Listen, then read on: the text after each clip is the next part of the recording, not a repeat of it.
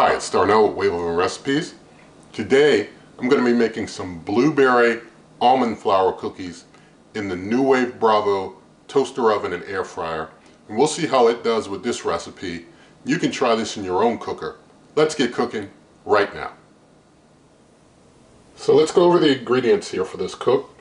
Got 2 cups of blanched almond flour, ½ teaspoon of sea salt, 2 tablespoons of a granulated sweetener. This is a erythritol monk fruit blend. Usually it's white. They just so happen to have a golden variety at the store when I was buying this, but you don't have to get any special color. I've got a teaspoon of guar gum. This helps the almond flour cookies to stay together, bind it together a bit. Got a teaspoon of baking powder, gives a little leavening to them.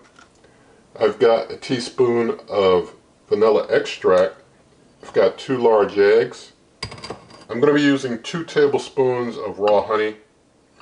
In here I've got a ½ cup of blueberries that I basically chopped up so they're kind of pureed, sort of pureed. And I've also got a ¼ cup of butter that I melted here. And so what I'm going to do, I'm going to get the wet and dry ingredients into respective bowls. So I've got the wet stuff and the dry stuff in bowls.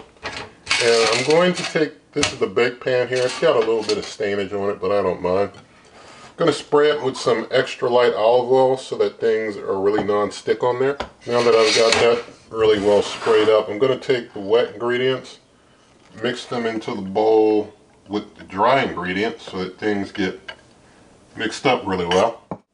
Now that things are all mixed together in the same bowl, I'm going to use a spoon here and basically spoon out 12 cookies and just kind of get them arranged on the bake pan here. And as I like to say, I'm not the kid who got A in art, so I'm sure your cookies will be better formed and look nicer and neater than mine.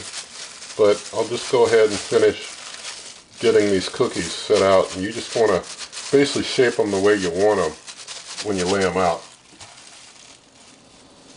So I got my dozen cookies laid out here, and just going to put them on the lowest rack level in the cooker and close up, turn it on, and now I'm going to hit the menu button and I'm going to go down to bake. Now that I'm on bake, I'm going to leave the temperature at 350 degrees Fahrenheit. Cooking time I'm going to bring down to 20 minutes, and we'll see if it can finish them in 20. Going to hit start. Whoops, accidentally hit up to 1, so it didn't start. And now hit start. So now it's cooking. And so I'll bring you on back in a bit. So I've let things cook for the full 20 minutes. And so going to get things on out of here and we'll see how they look. Alright, there they go. I'm just going to feel the top.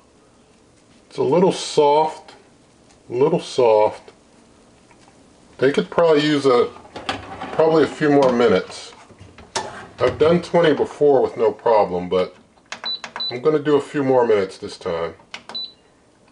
So let's do another, I'm going to do 3 minutes. I don't want to go too far over. Just going to let them run for another few minutes and then bring you on back.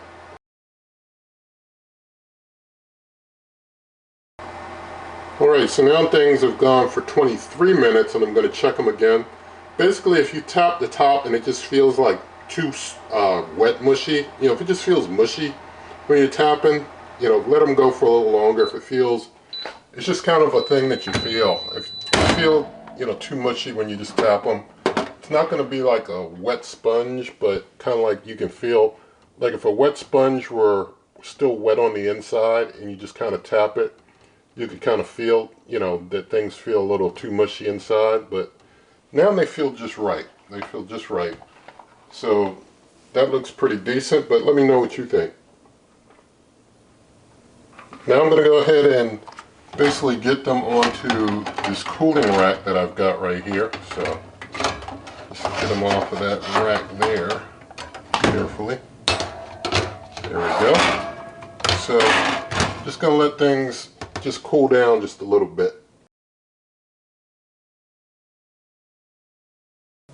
So I just gave things a few minutes to cool down, and they're still probably pretty warm, but I'm just going to try and, well, I guess I might need my spatula to get it up without causing any issues. See if I can get this one here off. So, got it off, and we see the bottom there, and we see the top, and we see things didn't really, let me see, pan's not too hot. Things didn't stick to the pan, so it turned out pretty good with the oil there. And so let's go ahead and do a taste test. So thank God for a cookie, and let's do a taste.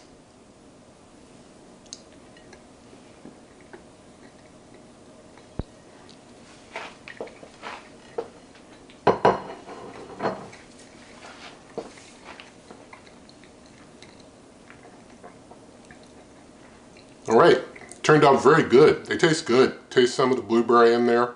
It's very nice. So very nice twist on the almond flour cookie game there with some blueberry. And so I definitely like that. Definitely recommend trying it out. And so in the video description, there's lots of ways to help the channel. Nothing sponsored. Like my cookbook, donations, merch, memberships, all that good stuff.